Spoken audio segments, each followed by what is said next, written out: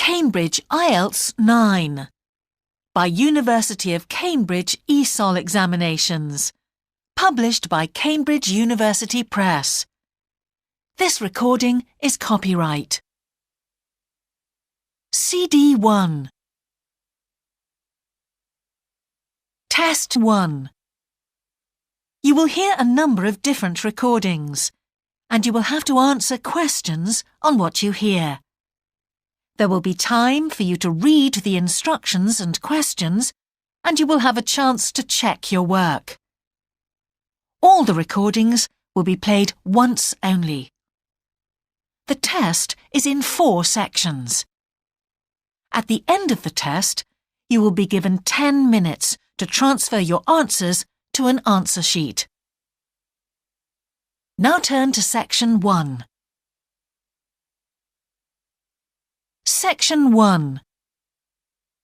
You will hear a man phoning to inquire about a job vacancy. First, you have some time to look at questions 1 to 4.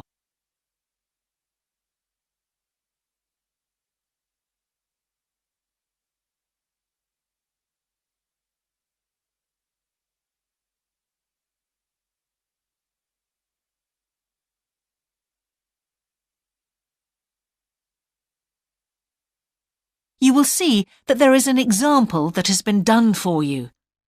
On this occasion only, the conversation relating to this will be played first.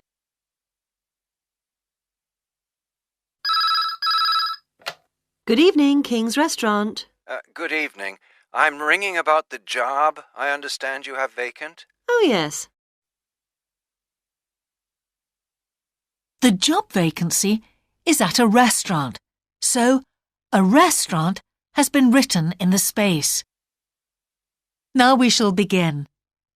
You should answer the questions as you listen, because you will not hear the recording a second time. Listen carefully and answer questions 1 to 4.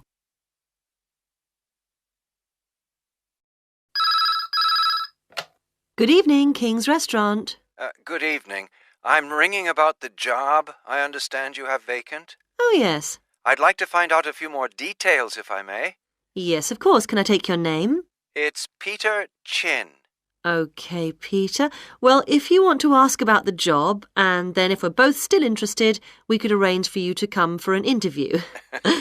Great, thanks. I'm afraid I missed the advert for the job, but heard about it from a friend. That's no problem at all. What would you like to know? Well, what sort of work is it? Washing up? It's answering the phone. Oh, right, fine. And not waiting at table. That'd be good. And how many nights a week would it be? Well, we're really only busy at the weekend. So 2 nights? 3, actually, so it would work out at 12 hours a week. That'd be fine. It wouldn't interfere with my studies. Are you at the university? Yes, first-year physics student. Oh, right. And because I'm not an EU national, would I need a work permit? Yes, you would. Just get your tutor to sign it. That wouldn't be a problem if I were to get the job.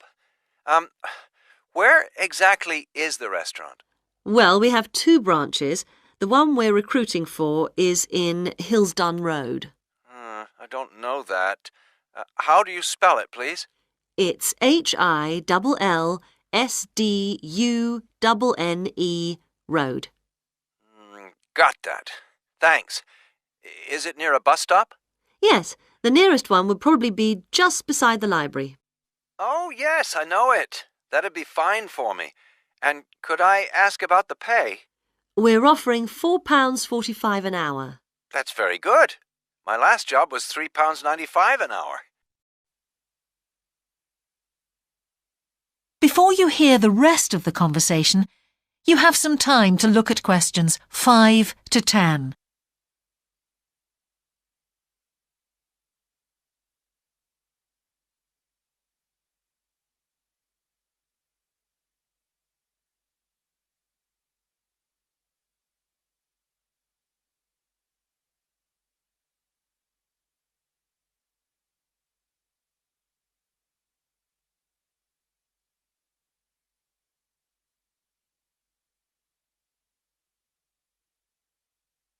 Now listen and answer questions 5 to 10.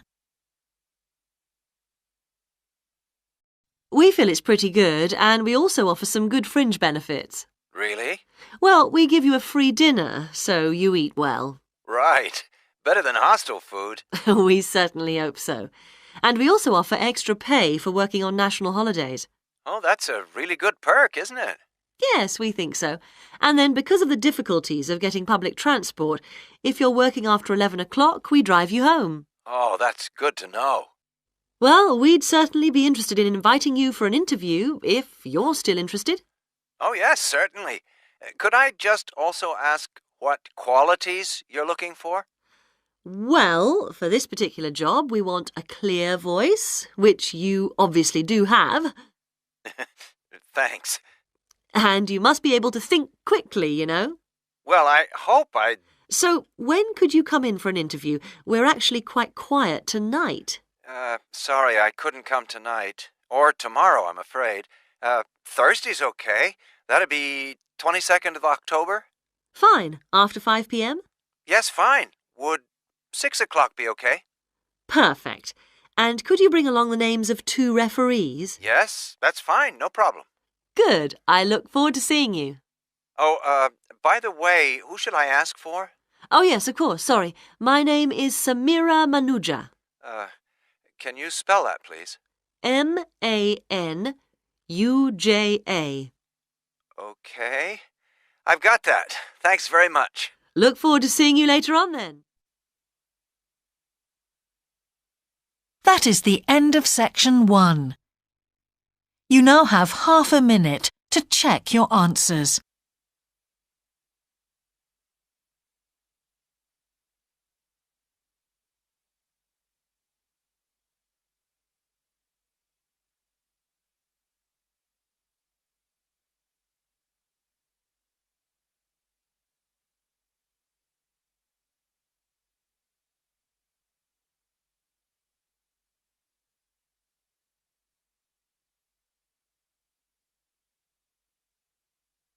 Now turn to section 2.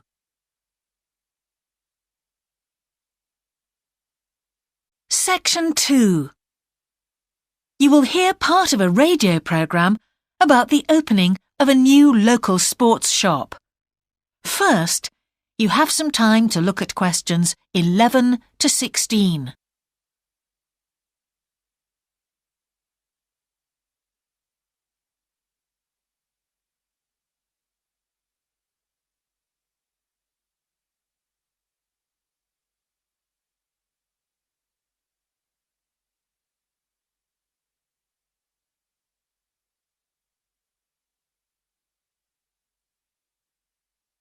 Now listen carefully and answer questions 11 to 16.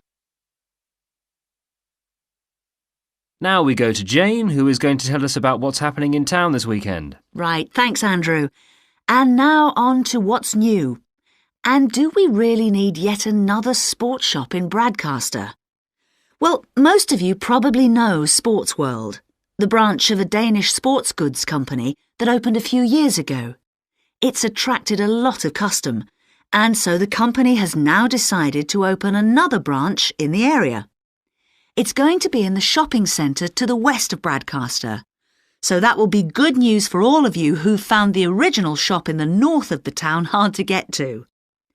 I was invited to a special preview, and I can promise you, this is the ultimate in sports retailing. The whole place has been given a new minimalist look with the company's signature colours of black and red. The first 3 floors have a huge range of sports clothing as well as equipment. And on the top floor, there's a cafe and a book and DVD section. You'll find all the well-known names, as well as some less well-known ones. If they haven't got exactly what you want in stock, they promise to get it for you in 10 days. Unlike the other store, where it can take up to 14 days. They cover all the major sports, including football, tennis and swimming. But they particularly focus on running, and they claim to have the widest range of equipment in the country. As well as that, a whole section of the third floor is devoted to sports bags, including the latest designs from the States. If you can't find what you want here, it doesn't exist. Before you hear the rest of the programme, you have some time to look at questions 17 to 20.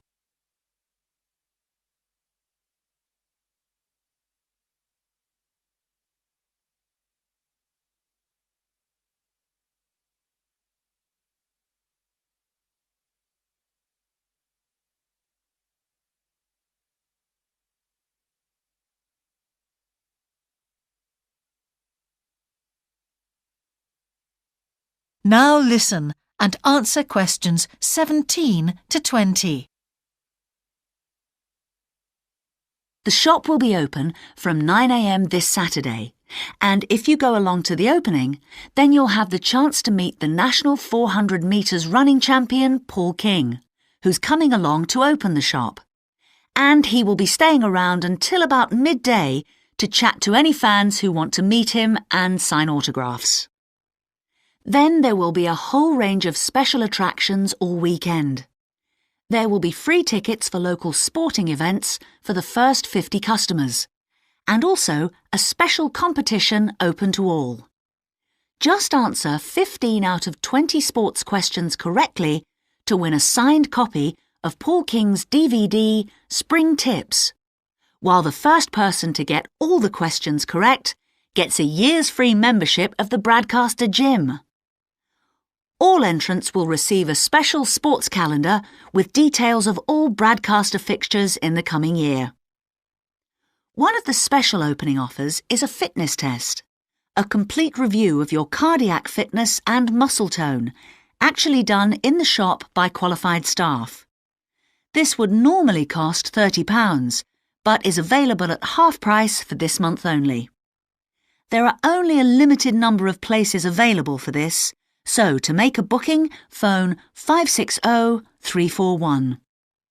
In addition, if you open an account, you get lots more special offers, including the chance to try out equipment at special open evenings.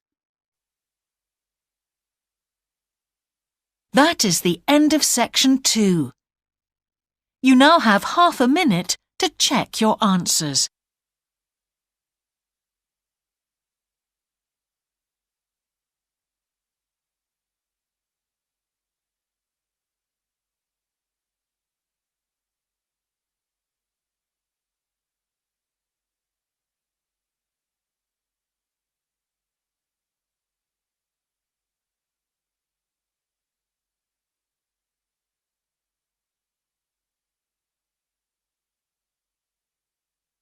Now turn to section 3.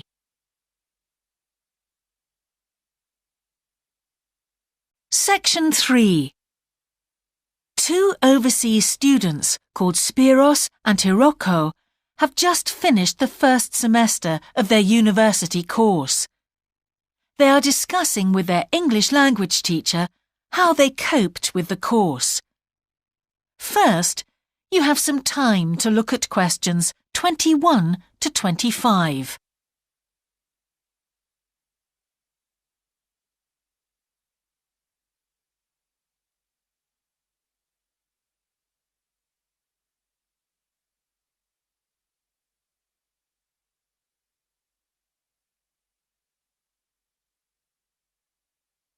Now listen carefully and answer questions 21 to 25.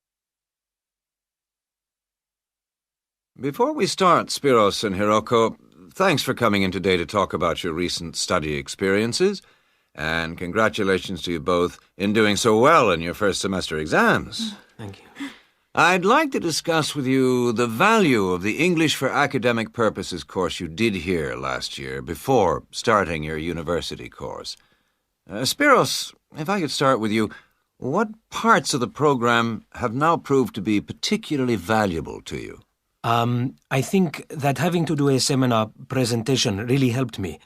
For example, a couple of weeks ago in our marketing subject, when it was my turn to give a presentation, I felt quite confident. Of course, I was still nervous, but because I had done one before, I knew what to expect. Also, I know I was well prepared, and I had practiced my timing. In fact, I think that in relation to some of the other people in my group, I did quite a good job, because my overall style was quite professional. What about you, Hiroko? That's interesting. In my group, I was really surprised by the way the students did their presentations. They just read their notes aloud. Can you believe that? They didn't worry about their presentation style or keeping eye contact with their audience. And I remember that these things were really stressed to us in the course here. So, how did you approach your presentation, Hiroko? Well, to speak frankly, I read my notes too. At the time, it was a relief to do it this way, but actually when I had finished, I didn't feel any real sense of satisfaction. I didn't feel positive about the experience at all. That's a pity. You know, although I was pleased with my presentation, I am not so pleased with my actual performance right now in the tutorials. During the whole semester, I've not said anything in our tutorial discussions. Not a word. Really, Spiros? Why's that? Do the other students talk too much? It's partly that, but it's mostly because I have had no confidence to speak out. Their style of speaking is so different. It's not the style we were used to during the course. They use so many colloquialisms. They're not very polite, and sometimes there seems to be no order in their discussion. Also, they are very familiar with each other, so because they know each other's habits, they can let each other into the discussion. You're right, Spiros. I've experienced that too. Before you hear the rest of the conversation, you have some time to look at questions 26 to 30.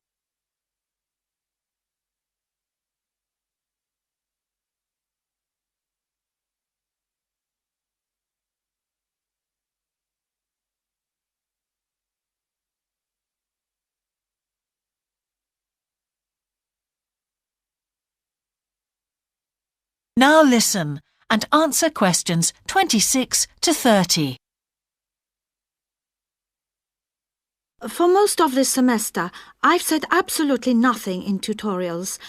But recently, I've been trying to speak up more, and I just jump in, and I've noticed an interesting thing. I've noticed that if they thought my point was interesting or new, then the next time they actually asked for my opinion. And then it was much easier for me to be part of the discussion. Oh, that's great, Hiroko. I hope that happens for me next semester. I'll have to work hard to find some interesting points. What helped you to find these ideas? I think that one thing that helped me with this was the reading. I've had to do so much reading this semester just to help me make sense of the lectures. At first, I couldn't understand what the lectures were talking about, so I had to turn to the books and journals. Every night I read for hours, using the lists of references that were given, and I made pages of notes. At breakfast, I read and read my notes again. This habit has helped me to follow the ideas in the lectures, and it's also given me some ideas to use in the tutorials. But I did so much reading anyway. I don't think there's any time left over for anything extra. My reading speed is still quite slow, though I'm much better at dealing with vocabulary than I used to be. What else do you think we could add to the course program to help with this reading problem? There's not really anything because it's my problem. I remember we were given long articles to read. We didn't like that, but now I realize that reading those long articles was good preparation for the things I need to read now. Also, in class, we regularly had speed reading tasks to do, and we kept a record of our reading speed, so the teachers were encouraging us to work on that. That's true, Spiros, but what we read could have been different. Sometimes in the English class, I felt frustrated when I had to read articles about the environment or health or education, because I wanted to concentrate on my own field, but we didn't read anything about engineering. So I think I wasted some time learning vocabulary I didn't need. But surely the strategies you were taught for dealing with that vocabulary were helpful? Yes, but psychologically speaking, I would have felt much better working on reading from my own field. What do you think, Spiros? Oh, I agree. That would have helped my confidence too, and I would have been more motivated. It was good, though, that we could work on our own topics when we wrote the research assignments. Okay, let's move on to writing now and... That is the end of section 3. You now have half a minute to check your answers.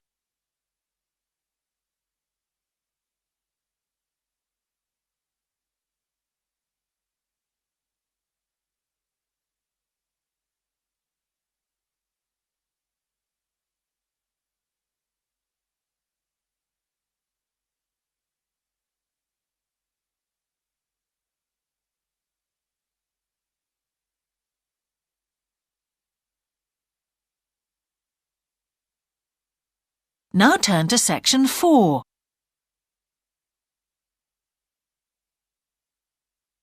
Section 4. You will hear part of a lecture about a problem related to the behaviour of certain sea creatures. First, you have some time to look at questions 31 to 40.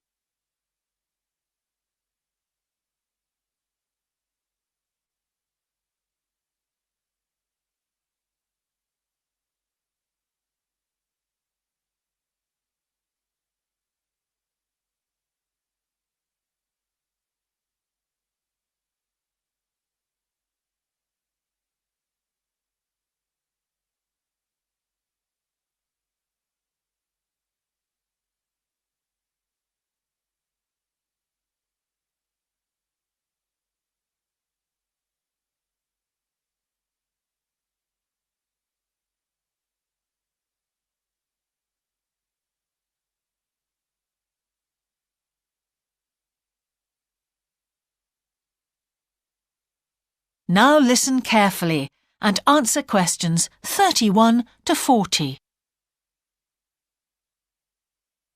Good afternoon, everyone. Well, with some of you about to go out on field work, it's timely that in this afternoon's session I'll be sharing some ideas about the reasons why groups of whales and dolphins sometimes swim ashore from the sea right onto the beach and, most often, die in what are known as mass strandings.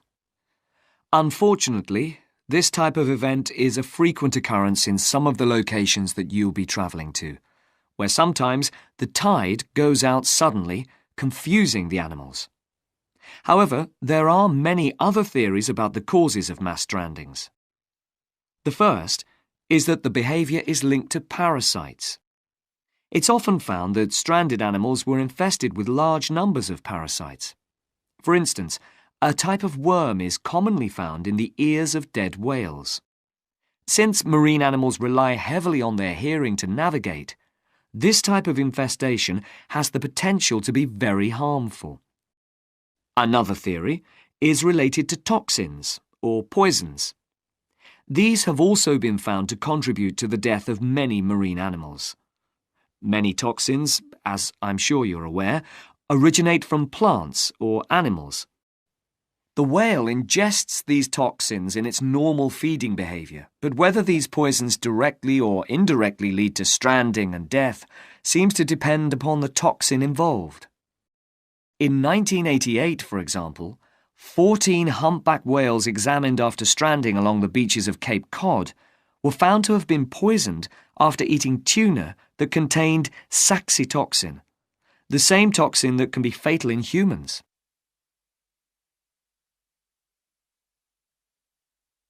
Alternatively, it has also been suggested that some animals strand accidentally by following their prey ashore in the confusion of the chase. In 1995, David Thurston monitored pilot whales that beached after following squid ashore. However, this idea does not seem to hold true for the majority of mass strandings because examination of the animal's stomach contents revealed that most had not been feeding as they stranded. There are also some new theories which link strandings to humans. A growing concern is that loud noises in the ocean cause strandings. Noises such as those caused by military exercises are of particular concern and have been pinpointed as the cause of some strandings of late. One of these, a mass stranding of whales in 2000 in the Bahamas, coincided closely with experiments using a new submarine detection system. There were several factors that made this stranding stand out as different from previous strandings. This led researchers to look for a new cause. For one, all the stranded animals were healthy. In addition, the animals were spread out along 38 kilometres of coast, whereas it's more common for the animals to be found in a group when mass strandings occur. A final theory is related to group behaviour and suggests that sea mammals cannot distinguish between sick and healthy leaders and will follow sick leaders, even to an inevitable death. This is a particularly interesting theory, since the whales that are thought to be most social, the toothed whales, are the group that strand the most frequently. The theory is also supported by evidence from a dolphin stranding in 1994.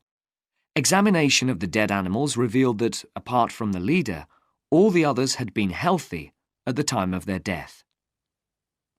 Without one consistent theory, however, it is very hard for us to do anything about this phenomenon except to assist animals where and when we can. Stranding networks have been established around the world to aid in rescuing animals and collecting samples from those that could not be helped. I recommend John Connor's Marine Mammals Ashore as an excellent starting point if you're interested in finding out more about these networks or establishing one yourself. That is the end of section 4. You now have half a minute to check your answers.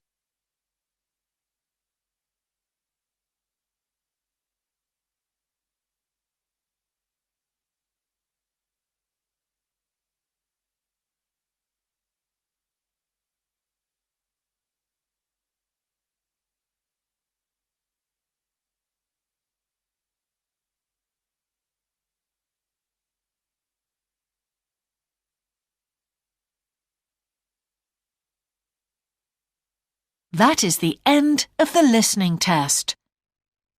In the IELTS test, you would now have 10 minutes to transfer your answers to the answer sheet.